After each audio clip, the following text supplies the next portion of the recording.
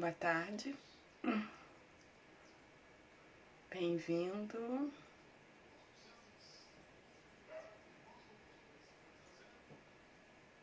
Oi, Juliane. Juliane entrou primeiro que a Aninha. Ela falou que ia ser a primeira. Oi, Daisy.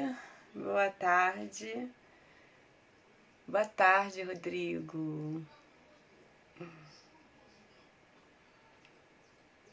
Juliane conseguiu entrar primeiro do que a Ana. Ela falou que seria a primeira. Boa tarde, professora Anabela. Oi, Daisy.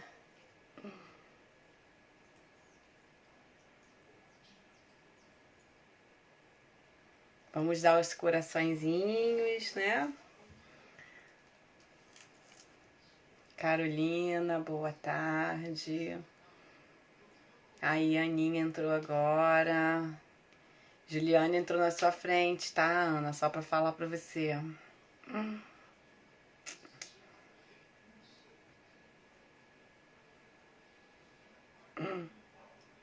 Vamos dar bastante coraçãozinho. Sejam todas bem-vindas.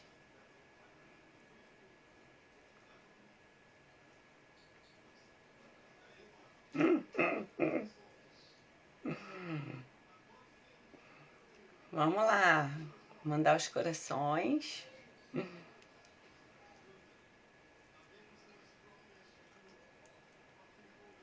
Agora é branco, né? Então vamos encher essa live de coração, branquinho, trazendo muita paz. A gente precisa, né?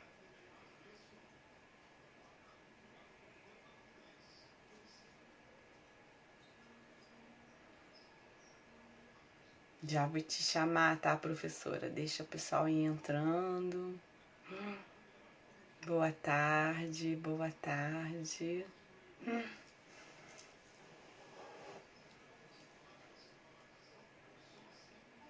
Sejam bem-vindos.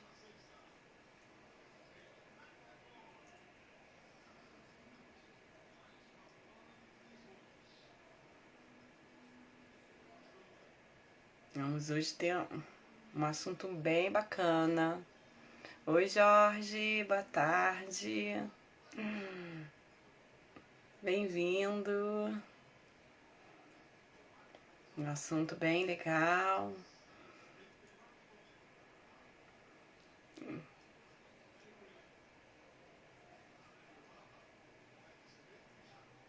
Isso, gente. Vamos dar. Os corações pra mim aparecem branquinhos. Acho que agora é pra todo mundo, né? Não tem mais colorido, né? Então a gente vai entrando. Já vou chamar a professora.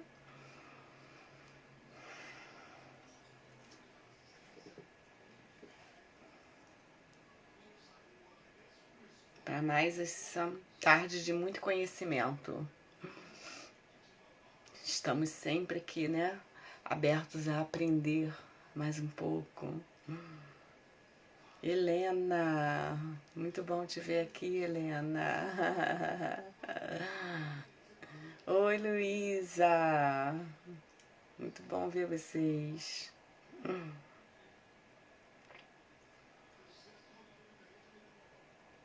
É, a verdade. Bem-vindo, Matheus. Tá bonito os corações.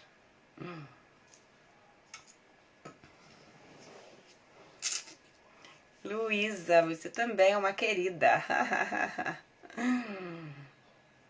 Muito bom te ver aqui, muito bom mesmo. Vou chamar a professora Anabela, porque a gente sabe que voa, né? Uma hora que nunca é uma hora, que já foram 7 minutinhos, então vou chamar ela.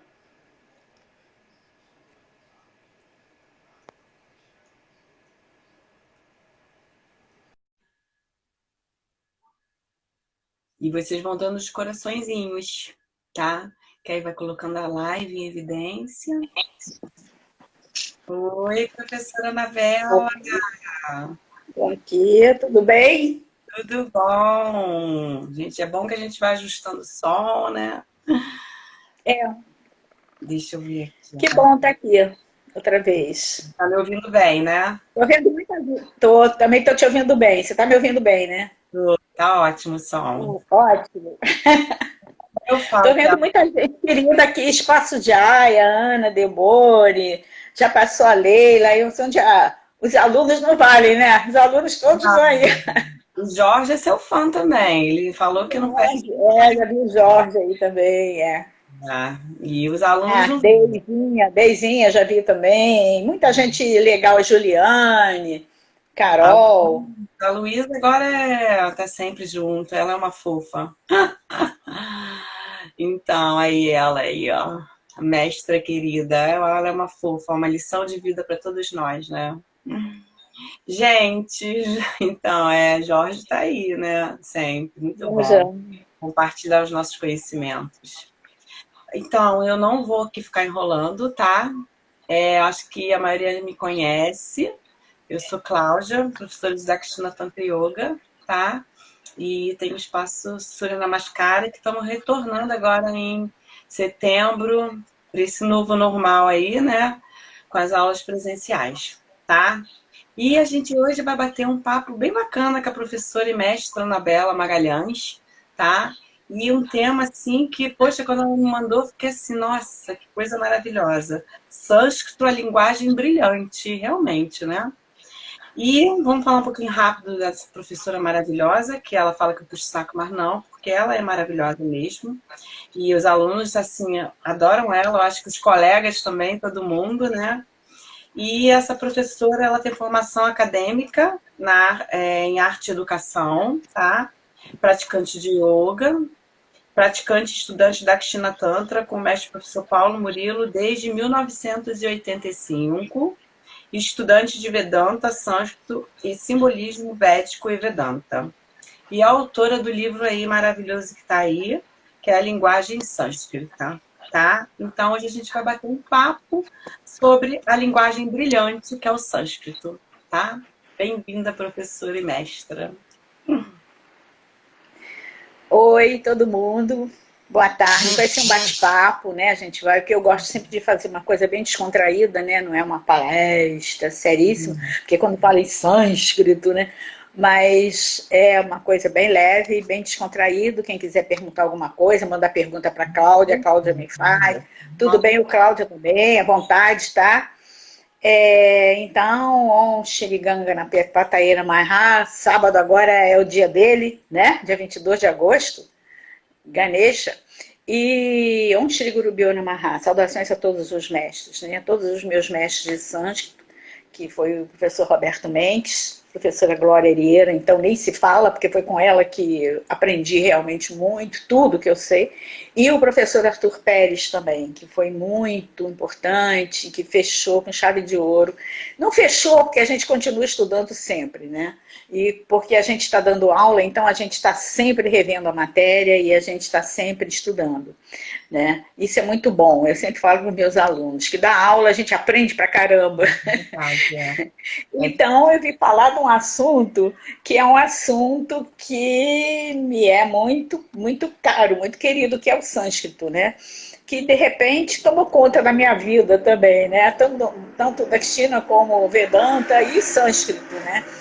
E a minha grande inspiradora foi a professora e mestra Glória Herieira, né? Porque eu ficava encantada dela poder explicar aquilo tudo e como o sânscrito me explicava e aprofundava o conhecimento, né? O sânscrito não é o mais importante é o conhecimento, né?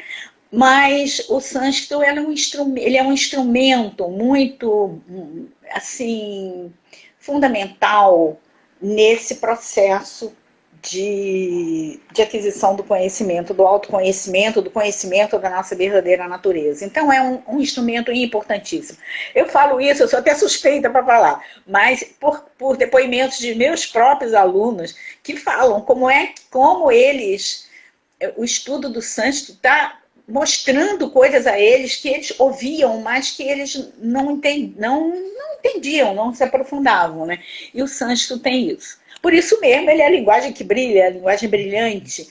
Ele, samskritam, né? A palavra samskritam quer dizer aquilo que é perfeito, Qualquer coisa que é perfeita, que é muito bem feita, é sânscrita, né? Samkritam. Esse prefixo san aí dá sempre uma conotação de perfeição, de completude, muito bem, né? E kritam é o particípio passado do verbo kri, fazer, feito. Samskritam. Aí tem uma regrinha lá do Panini, o gramático que organizou toda a linguagem sânscrita, e entrou um Szinho ali que é para ficar mais sonoro, né? O sânscrito tem várias regras exatamente para isso, né? As regras todas do sânscrito são para tornar as palavras, as expressões, as frases mais sonoras e de fácil emissão, não forçar o aparelho fonatório. Né? Então, por isso que é sânscritam. Baixar quer dizer linguagem, né? Vem da raiz baix, que é falar, né? Tem baixar a linguagem. Sânscritam, baixar a linguagem perfeita, né? Que hoje está considerando a origem de todas as línguas, né? Até anos atrás, a gente pode ler até em livros aí, de edições antigas, que era uma das línguas indo-europeias. Hoje em dia está sendo considerado pelas pesquisas, né? Eles estão atuando muito lá na Índia, nessas pesquisas, não só de ter uma comprovação científica, né, de tudo, porque eles nunca se preocuparam muito com isso, né? E agora essa proximidade, né? O mundo é uma aldeiazinha agora, né? Todo mundo se comunica na mesma hora. E eles, então, estão sentindo essa necessidade, né? De comprovação, né? De justificação, e muitas coisas estão saindo e sendo publicadas, exatamente comprovando que o Ramayana, Mahabharata e outras escrituras da tradição védica falam, né? E o sânscrito também está indo, assim, tem muitos estudiosos, cada vez mais pessoas estudam sânscrito. Quando eu penso que uma turma já está desistindo que eu digo assim, estuda, e depois vai parando, né? Aí o pessoal vai saindo. Eu falei, agora não vai ter mais ninguém para estudar sânscrito. Daqui a pouco está se formando outra turma. E não, há muita procura, há muita interesse, né? Exatamente por isso. É uma língua muito especial, né? E eu digo que ela é brilhante porque ela também é chamada Deva Bhasha. Bhasha, a linguagem que resplandece, que brilha. Porque Deva vem da raiz Div, que quer dizer resplandecer, brilhar. Então, é a linguagem que brilha, né? Deva também é traduzido como deidade, né? Mas deidade porque é um ser de luz, né? Tudo que é de luz, que brilha, Deva, né? Que vem do Div. Div é a raiz verbal. Todas as palavras sânscritas vêm de raízes verbais, né? Existem aproximadamente 2.200 raízes verbais, e dali geraram todas essas palavras, e a gente ainda pode formar palavras, né, também com sufixos, prefixos, né? Então a gente juntar palavras e a gente pode formar outras palavras, e dessas 2.200 mais ou menos raízes verbais surgiram todas as palavras e ainda estão surgindo. Então é isso. E aí eu digo que ele é uma linguagem sagrada. Por quê? Ela é considerada uma linguagem sagrada porque ela só trata, como ela não é falada coloquialmente, ela é falada, claro, a gente fala quando a gente fala yoga, quando a gente fala tantra, quando a gente fala vedanta, quando a gente fala karma, dharma, a gente está falando sânscrito. Mas eu digo assim, coloquialmente, ela não é uma língua falada assim, coloquialmente, uma língua prakrita. Prakrita é a língua falada, né? Por exemplo, o português falado aqui no Brasil, que a gente fala aquela linguagem coloquial, não fala. Por quê? Essa linguagem coloquial, ela é viva, né? E ela sendo viva, ela se transforma, ela se modifica, né? A gente pode ver isso no português. Quantas palavras se modificaram, né? Há tempos atrás era uma coisa, agora já, né? Vossa mercê, vós me ser, você, ser, VC, e por aí vai, né? É da língua falada, porque ela é viva. Então ela vai ter transformações. E isso preocupava muito os gramáticos, porque no início o sânscrito foi falado. Por isso é que o Veda foi revelado em sânscrito para os primeiros rishis, porque era a língua falada. Para eles entenderem, tinha que ser em sânscrito. Né? E aí foi transmitido para eles, e o sânscrito, como era falado, os gramáticos ficaram muito preocupados, porque toda aquela riqueza de ensinamento revelado, que era o Veda, né? Ia chegar um momento que ninguém ia se transformar tanto a língua que ninguém ia conseguir entender o sânscrito védico, o sânscrito dos Vedas.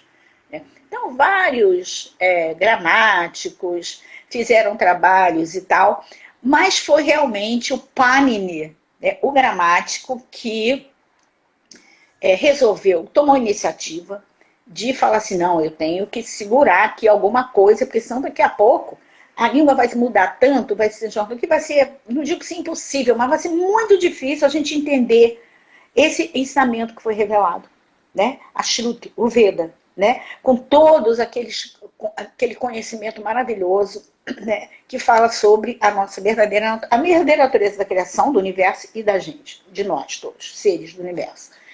Então, ele ficou muito preocupado, e ele, então, o que ele fez? Pegou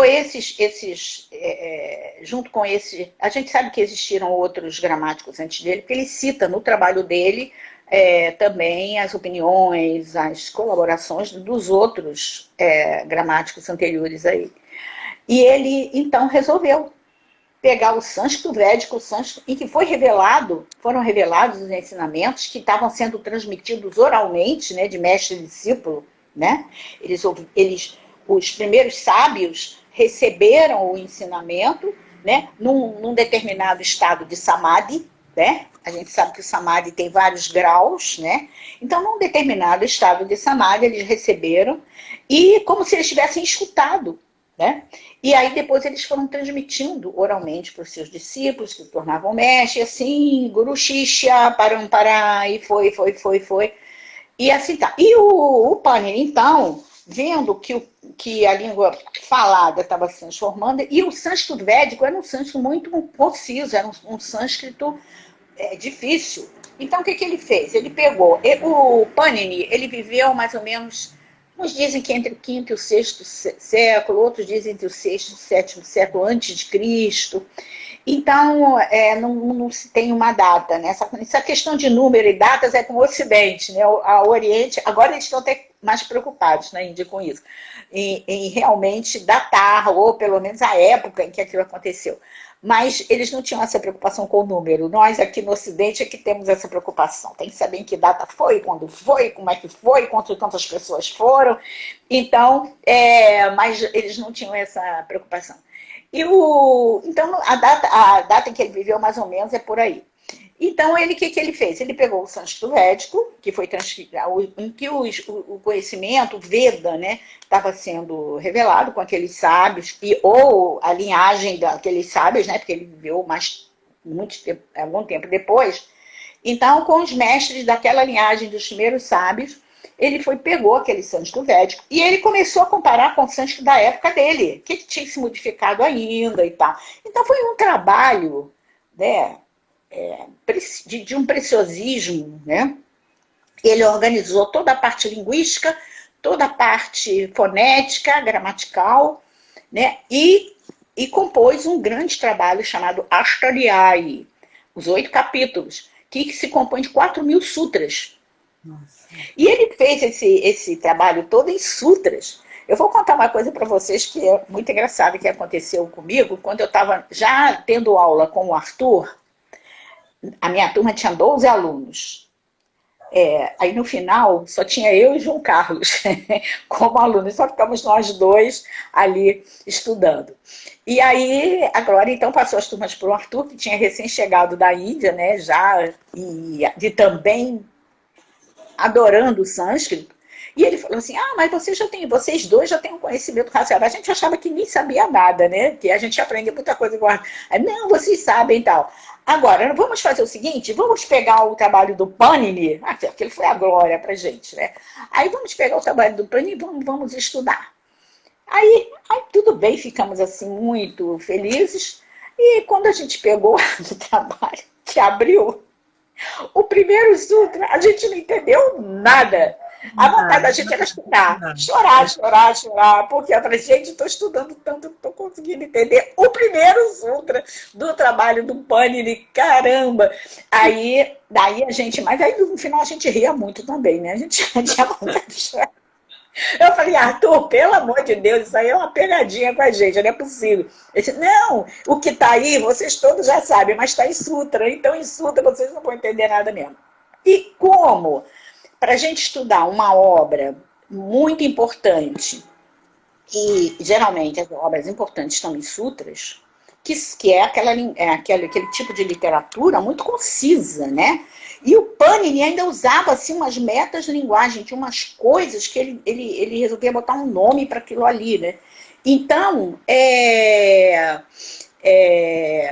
a gente precisa pedir ajuda de um trabalho de um outro mestre que tenha acompanhado a execução, ou um discípulo que tenha acompanhado a execução daquele trabalho principal, ou até numa outra época, um outro mestre estudioso daquele mestre que organizou a obra principal, que possa nos ajudar a entender, a separar aquilo ali para a gente entender. E foi assim que a gente fez. E quem foi o mestre que nos ajudou a entender o trabalho de Panini? Patanjali. Patanjali, que, agora, há uma controvérsia aí. Uns dizem que é o Patanjali do Yoga Sutra, outros dizem que não. Mas parece que a tendência é achar que é, mas ninguém tem certeza, né? De qualquer maneira, porque parece que o estilo é muito parecido, né? Do Yoga Sutra e tal. E o Patanjali foi mostrando para a gente, separando as palavrinhas, porque o sânscrito a gente junta muito todas as palavras, né? Então ele foi separando as palavras e mostrando para a gente, aí a coisa foi clareando, aí a gente viu que aquilo ali é a primeira uma das coisas mais em gramática, quando a gente começa a estudar gramática, a primeira coisa, a minha turminha aí de módulo 2 já está começando a entrar no primeiro sutra de Panini, sem saber. Eu nem ouso dar o sutra, senão eles vão sair e não vão querer mais estudar isso aí. Mas, na verdade, é a coisa muito simples, é o beabá que a gente precisa estudar, são os sandhis. É o beabá do sânscrito que acompanha a gente, né, os gunas e tal, é isso. Então, mas foi muito engraçado, depois a gente ria muito, mas a gente foi estudando o trabalho do Panini, não estudei todo, mas foi os primeiros 2, 3 primeiros capítulos, a gente foi que depois o Arthur também teve que parar e tal. E o Arthur mesmo falou que mesmo lá na Índia, dificilmente, a não ser aquele mestre que fica ali a vida inteira estudando e tal, né? Mas, então, o Panini, ele é considerado um grande gênio do pensamento humano atualmente, né? Porque ele conseguiu organizar. E um detalhe interessante do sânscrito também é que no início do século XIX é que foi que o Ocidente aceitou as grandes obras do Oriente. Porque os eruditos ocidentais achavam que o Oriente misturava muito negócio com misticismo, com religião, que não sei o quê. Por quê? Porque o Oriente vê tudo como um todo, né? Aqui no Ocidente a gente vê tudo compartimentalizado. Agora é filosofia, agora é matemática, agora é arte, agora é isso, agora é aquilo. E lá não, se você não fala de uma coisa, você tem que falar de outra, né? A gente vai falar até de ciência, você tem que falar de filosofia, está envolvido tudo está envolvido. É tudo uma coisa só, uma unidade, né? É uma diversidade, mas numa unidade, cuja base é a unidade. Está tudo interligado, né? Então, eles não aceitavam as obras, mas tinha muitos estudiosos aqui que defendiam, não, são obras maravilhosas. E no começo do século XIX, eles começaram a aceitar as obras da China, dos grandes sábios, mestres chineses, do Japão, o Lao Tse, né? Tem o Shankara, começaram a ver, do Oriente Médio também. Então, toda aquela parte oriental ali, eles começaram a aceitar. E nesse bolo veio o trabalho do Panini, que até então a gramática, a linguística ocidental não tinha sido organizada. Podia ter trabalhos esparsos, assim, soltos, né, da parte gramatical e tudo aqui no Ocidente. Poderia já ter. mas não estava organizada ainda. Foi depois da descoberta do trabalho do Panini que foi organizado, né, a parte linguística, a parte toda gramatical, fonética, tudo isso que envolve a linguagem foi organizado, né? Então se você, parece que no Museu da Língua Portuguesa em São Paulo, eu não fui ainda não, mas algumas pessoas que foram me falaram que a primeira palavra, que a palavra que inicia tudo da linguagem é a palavra sânscrito. Sânscrito. Eles não entram em detalhes, nem entram muito profundo, mas em São Paulo tem grandes estudiosos de sânscrito, né? Mas aí eles sânscrito, depois começa a história da língua portuguesa, né? E que hoje em dia está sendo considerado mesmo o sânscrito a origem de todas as línguas, né? E quando a gente estuda sânscrito, a gente vê mesmo as raízes. Isso aqui parece com o inglês, isso aqui parece não sei o que, isso aqui parece português, então tem um monte. Né? Então, é isso, a grande importância dele. E hoje em dia, Panini está sendo considerado a obra dele uma das grandes obras do pensamento humano. Inclusive, está sendo comparado às grandes estruturas matemáticas, à informática, a tudo isso. Né? E as inteligências dos países, né? Aqueles grandes segredos das inteligências dos países, eles também usam a estrutura com que o Panini fez o trabalho dele, organizou o trabalho dele para montar lá as suas estratégias, né? Então, o sânscrito está sendo, realmente, ele está sendo considerado um grande gênio, né, do pensamento humano, e a sua obra também, Ashtadhyayi. Né? E todo o nosso trabalho, nossos cursos são baseados na orientação de sânscrito. Esse trabalho que o Panini fez do sânscrito, ele chamou de sânscrito clássico, porque o sânscrito védico é o sânscrito da Shruti, né, do Veda, que foi revelado, né, até as Upanishads, etc. E tudo que está contido lá, né, todo o texto básico de Ayurveda, o texto básico de astrologia védica, o texto básico da dança, da música clássica indiana, está lá. O básico, como dentro dos ensinamentos já. Agora, e a gramática, a linguagem, né? A linguagem do Panini, que eles chamam de Vyakarana, a gramática. E a métrica, né? As métricas, a etimologia das palavras, de onde que elas vieram, de que raiz elas vieram. Então, tudo isso, né, tá lá dentro do Veda, então é a base. Então, por exemplo, o trabalho de Panini, né, todas as gramáticas anteriores a Panini, até Panini, são consideradas,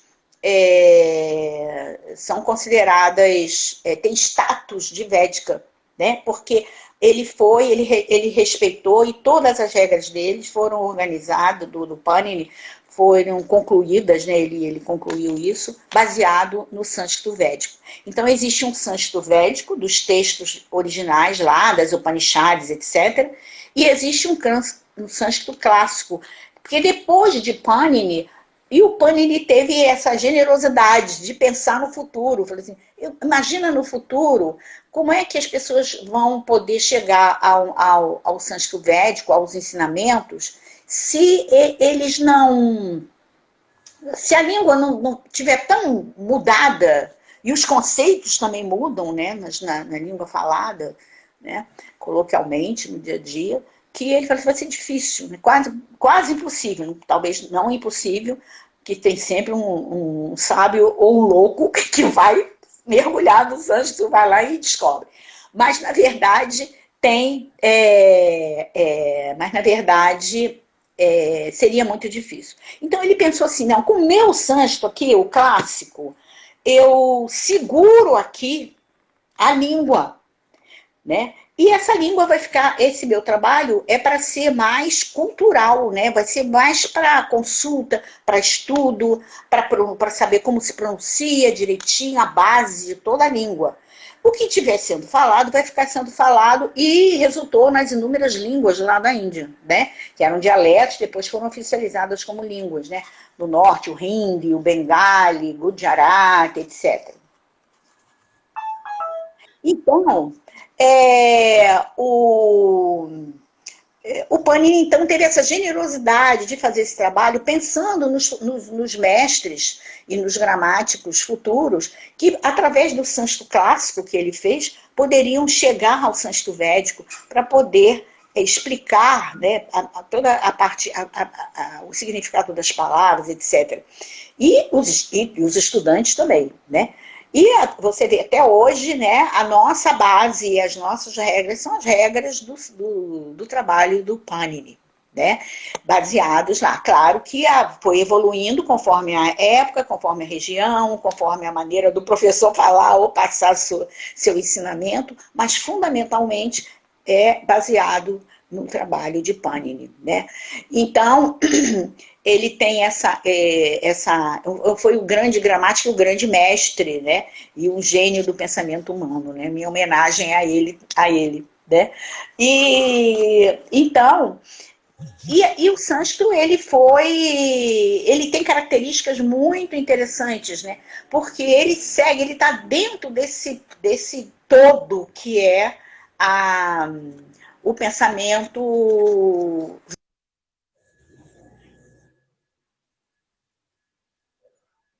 todo, né? Ele, por exemplo, quem está estudando já está sabendo isso, já está reparando isso, essas coisas. Por exemplo, tem coisas que está dentro da filosofia, mesmo o pensamento. Ele não tem, por exemplo, o verbo ter, não existe em sânscrito. A gente tem que mudar a frase para ficar o verbo existir. Ele trabalha com existência e não existência. Né? O sânscrito trabalha com existência e não existência. Né? Não é com ter, né? É com ser e não com ter, né?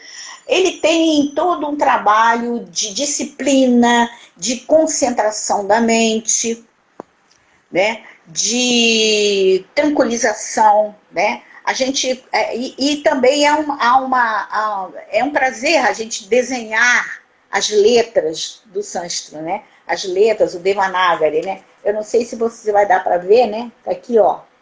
Não sei se vocês estão vendo. Tá vendo bem aí, Claudinha? Ah, dá Em pra cima ver. está o Devanagari. Em cima está o Devanagari, Yoga. Embaixo está transliterado, Yoga. Em cima é o Devanagari, né? Então, embaixo, transliterado. E como é que eles chegaram a essa transliteração? Houve uma convenção em 1894, houve uma convenção em Genebra.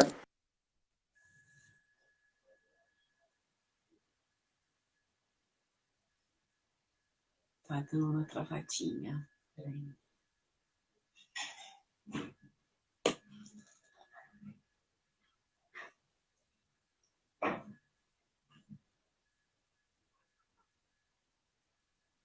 Ai, vamos ver aqui, que deu uma...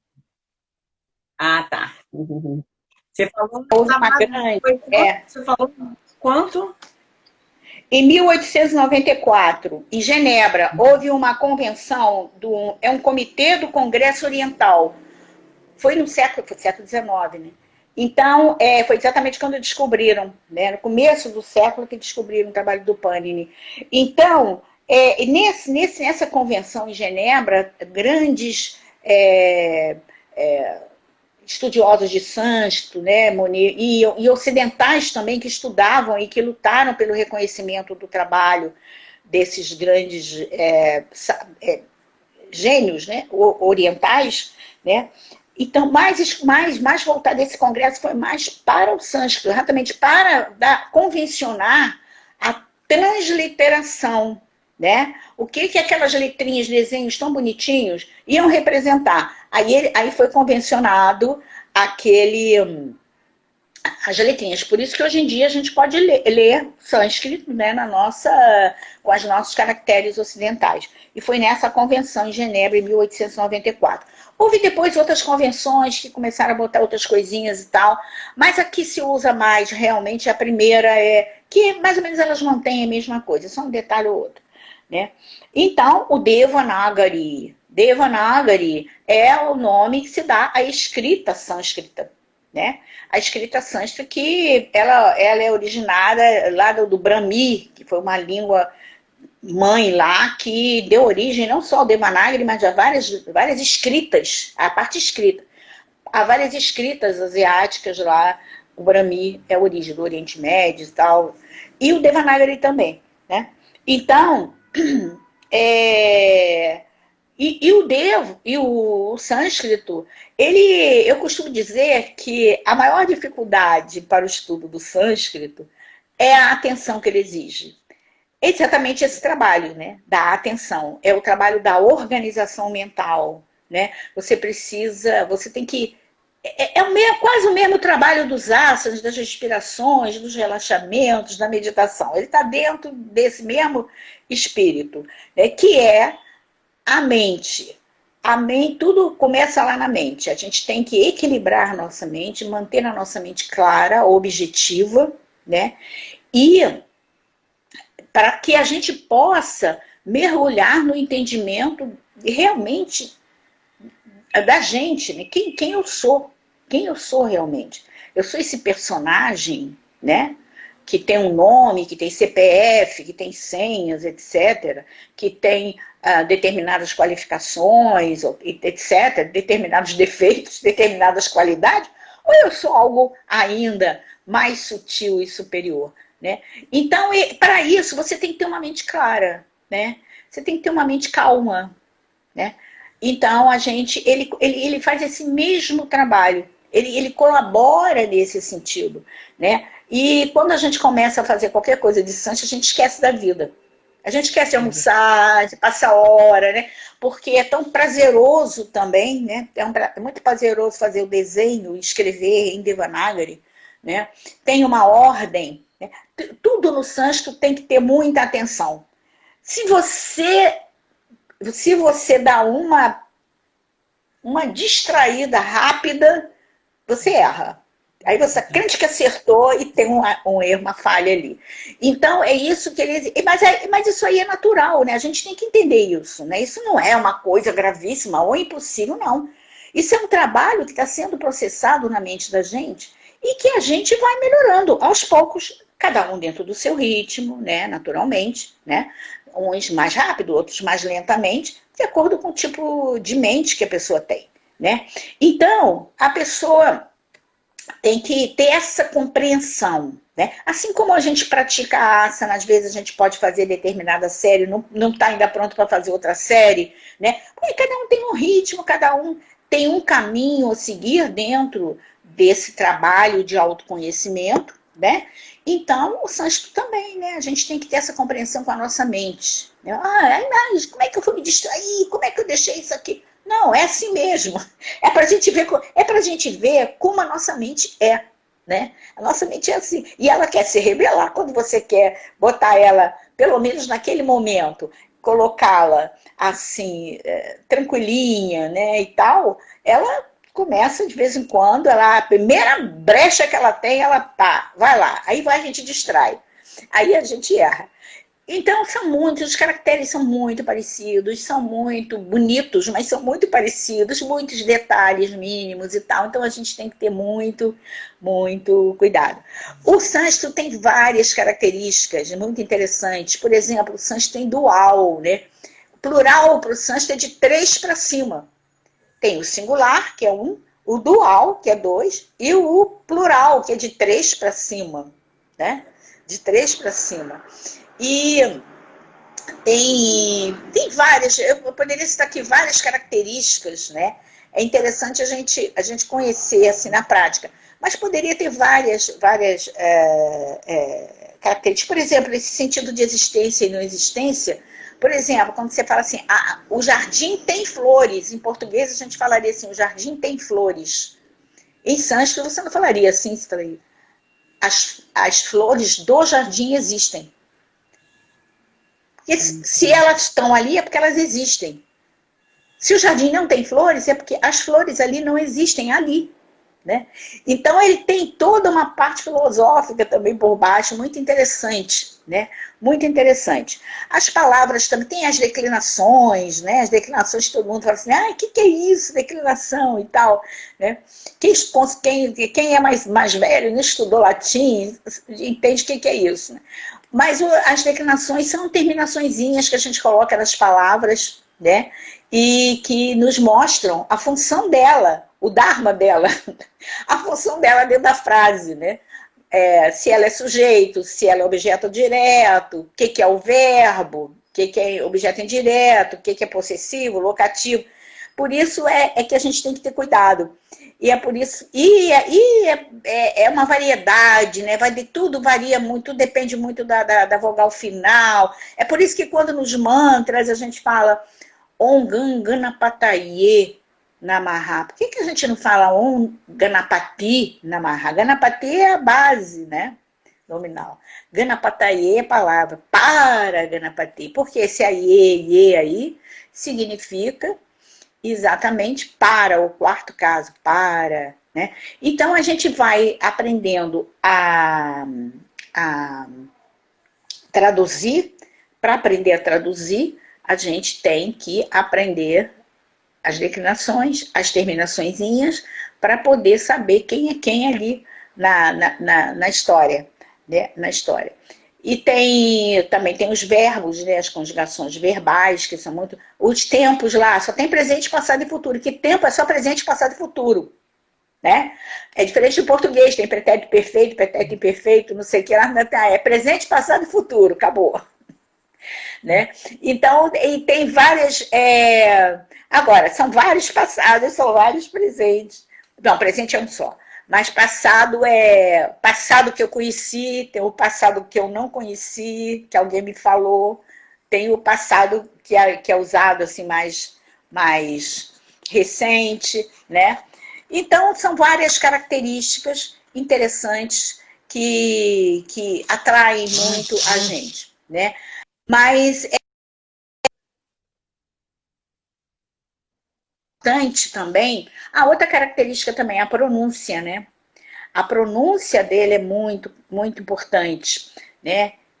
A pronúncia do sânscrito, se você não pronuncia uma palavra corretamente, você pode estar falando outra coisa.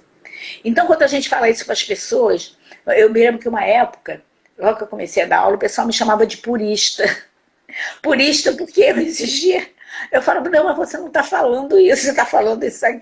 Ah, mas você também é muito purista. Eu falei assim, não, por quê? Se você tá. Agora imagina num mantra, imagina num cântico, você está cantando, crente que está saudando e homenageando uma coisa e está falando outra coisa, né? Então é isso, né, gente, minha gente? Quando a gente fala que é preciso... O mantra só funciona quando você pronuncia corretamente, quando você está dentro da métrica, quando você respeita as marcas védicas, são umas marcas védicas chamadas swaras, que indicam o cântico do mantra. Né? Não é você pegar o mantra e cantar de qualquer maneira. Não, tem uma métrica, tem... O mantra... hoje em dia todo mundo chama de mantra, né? Mas na verdade... Não é tudo que é mantra, né? Tem cânticos que são maravilhosos, devocionais, que são mais livres, né? Você pode cantar rápido, cantar alegremente, cantar mais suavemente, acompanhado de instrumentos musicais, tudo bem. Mas o mantra não. O mantra, ele tem um objetivo ali muito específico. Então tem que ser bem falado direitinho. E é a voz humana, não é acompanhamento musical.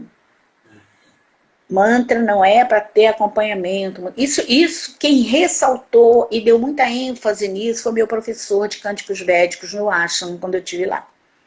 Né? Quem não sei se a Verinha tá aí, a Verinha estava comigo lá nesse ano. E ele falava muito isso. O mantra é a voz humana. A voz humana foi o primeiro instrumento. A voz humana não é para... O mantra não é para ter acompanhamento musical. Cântico, sim. Os cânticos, grandes cânticos devocionais, os stotras, os hinos em louvor a Allah, tudo bem. Mas o mantra não. O mantra tem um objetivo que é a mente e que é levar você para o seu silêncio interior. Por isso que todos os mantras começam com Om, né? Porque é o Om que vai puxar e vai levar lá para o silêncio interior nosso, que é a nossa verdadeira natureza. Então o mantra, ele tem uma é muito importante a pronúncia correta. Eu vejo gente, às vezes, pronunciando mantra, poderosíssimo, de qualquer maneira. Eu vou pronunciar, que está na hora de eu pronunciar, e começa a pronunciar lá de qualquer maneira, não está adiantando nada, né? E eu falo assim, eu não falo nada porque não vou... A gente não deve tirar aqui, assim, a não ser que a pessoa me pergunte, né? Por isso é que eu acho que você não precisa mergulhar no sânscrito. Eu falo sempre para os meus alunos, né, de professor, você não precisa mergulhar no sânscrito. Mas a quem está trabalhando em qualquer área do conhecimento védico ou tântrico, porque também as grandes escrituras tântricas estão em Devanagari, em sânscrito, né? Hoje em dia está sendo considerado até... Hoje em dia está até sendo considerado... Peraí que saiu o negócio aqui. Está sendo considerado... Você está me vendo, Cláudia? Eu tô vendo. Tá, é porque entrou... Então, tá. Então, hoje em dia está sendo considerado, meu celular tá muito levadinho. Olha só. Então, hoje em dia, está sendo considerado...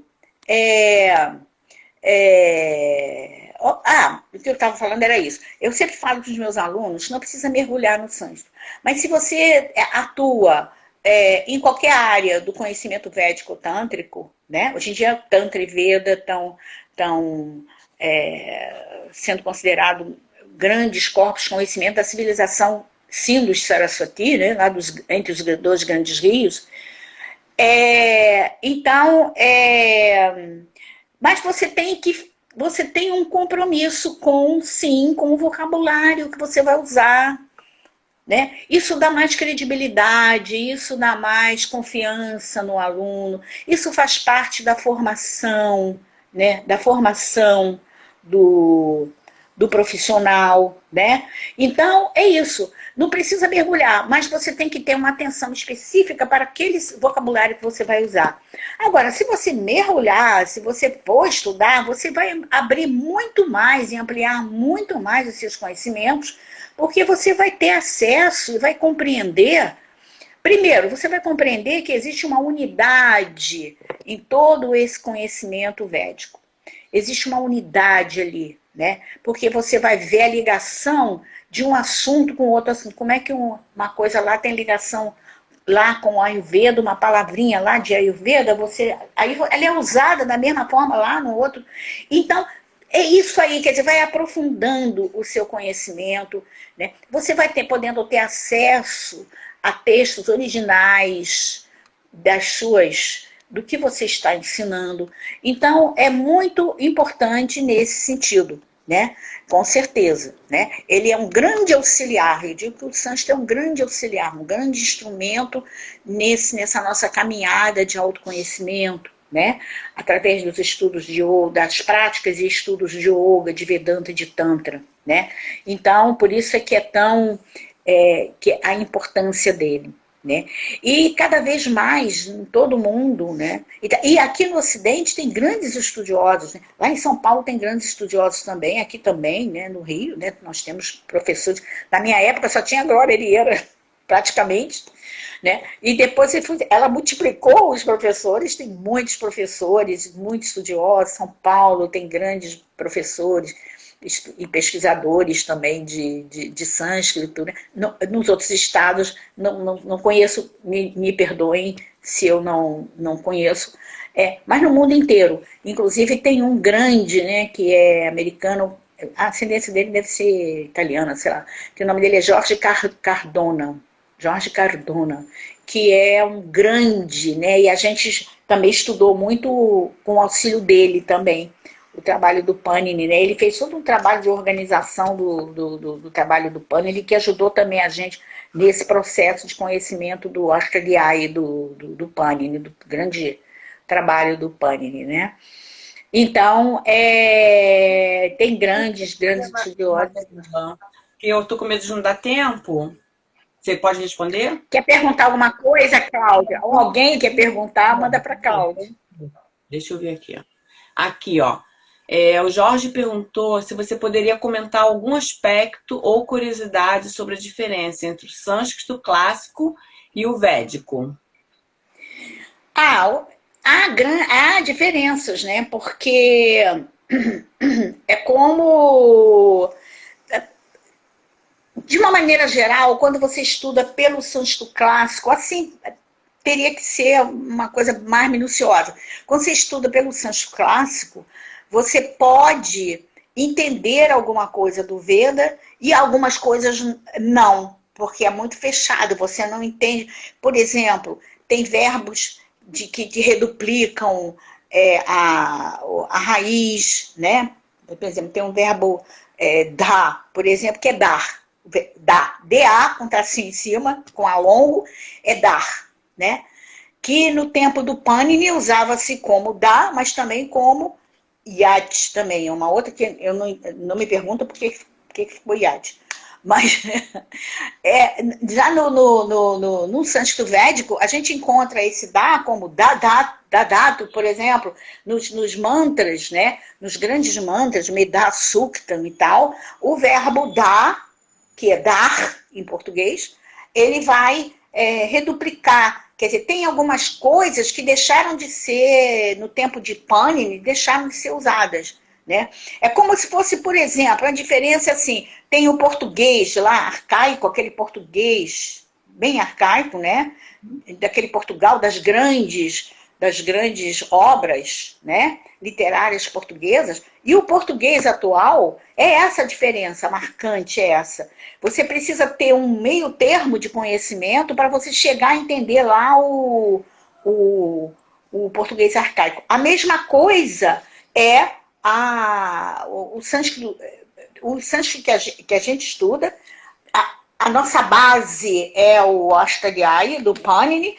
Aí, com o trabalho do Panini, você pode chegar ao trabalho. E tem os grandes dicionários também que indicam para a gente as raízes quando são védicas.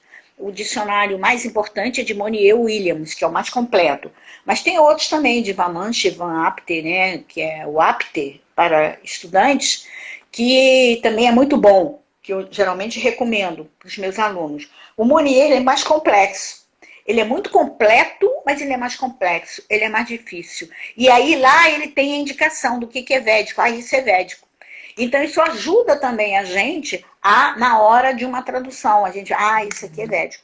Ou então a gente um sânscrito védico. Quando a gente estuda, por exemplo, uma Upanishad, a gente vê a diferença. Quando a gente estuda Bhagavad Gita, por exemplo, é um sânscrito baseado já bem mais compreensível.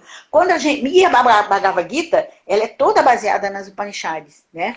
E a Upanishad já é mais complexo. Inclusive palavras que são muito usuais atualmente com o sânscrito clássico de Panini, que não que deixaram de ser, quer dizer, eram de uma forma como na Upanishad, nas Upanishads, nos textos védicos originais, e que no tempo de Panini já se usava uma outra palavra para identificar. Que também tem uma raiz que está dentro daquele mesmo sentido e tal, mas aquela palavra inicial, lá, original, já não era mais usada no tempo do Panini. Né? Por exemplo, vamos ver assim, o nome da lua, que a gente conhece como Chandra. Ela era Soma, era Hindu, por exemplo, né? Que eles usavam. Né? E a lua era uma deidade védica, né? Então, ela era chamada Soma, ou então Indo. Depois, Indo também é uma palavra que também se referia à lua. Né? E que mais tarde passou a ser chamada de Chandra também, né? Que é a lua, também é a lua. Né? Então tem várias palavras e vários exemplos que poderiam ser dados, que agora até está me fugindo alguns, né? Mas tem essas diferenças assim, né? Tá, vai 5 minutinhos, vamos ver se dá tempo aqui. Bem, já existe algum dicionário em sânscrito, né? Sânscrito em inglês, sânscrito em inglês, existe sânscrito em inglês. Esse que eu falei, por exemplo. Agora, é em Devanagari, atenção. É para estudantes de sânscrito. né? Por isso que eu não, por exemplo, eu não falo em dicionário no módulo 1, mas no módulo 2, no módulo 3, aí já é, porque os alunos já estão sabendo ler em Devanagari.